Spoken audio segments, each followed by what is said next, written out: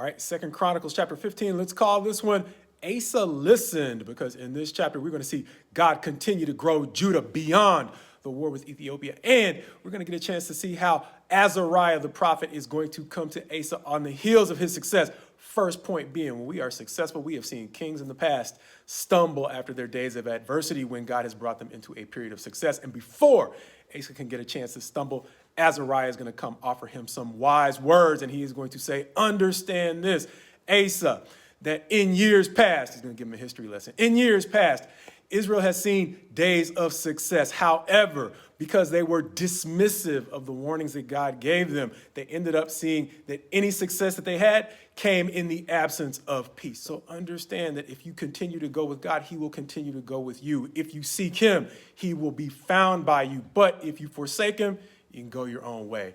Back to that path that the nation has historically seen, coming absent a sustained peace. And so the good news is as we've titled the chapter, Asa listens.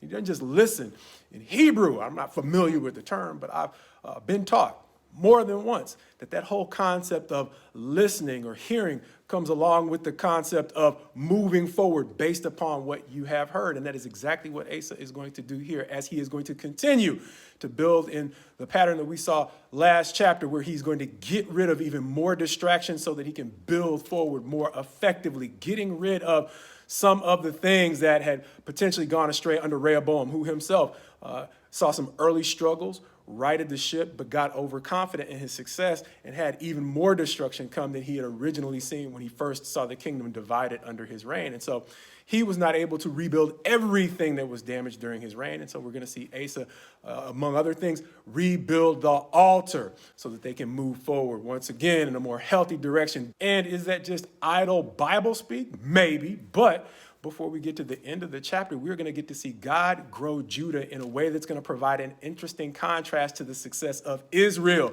their neighboring northern 10 tribes. Because what is going to happen is Israel is going to experience a mass exodus of people coming to Judah when they begin to see the ways in which God is with Judah. Meaning, in simple terms, as we mentioned before, God is creating an environment in which Judah can succeed in peace. And that is becoming more and more attractive to the residents of Israel, even though they are a larger nation. We are getting to see, once again, God growing these two tribes in a way that's more healthy than their larger neighbor, Israel. And so as their population begins to swell in Judah and the nation grows in healthy ways, as we got to see with King David, success is great, but it also comes with a whole lot of baggage. And so much like David had to endure the resentment from Saul that David's success brought, Judah is now going to have to deal with what seems to be the resurgence of resentment from Israel as it sees its citizens make a mass exodus towards a more stable environment of growth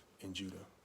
Giving us another illustration of something that we have at times applied to the workplace, where a smaller, simpler work environment can sometimes be more attractive than a larger, more flashy environment that simply lacks peace.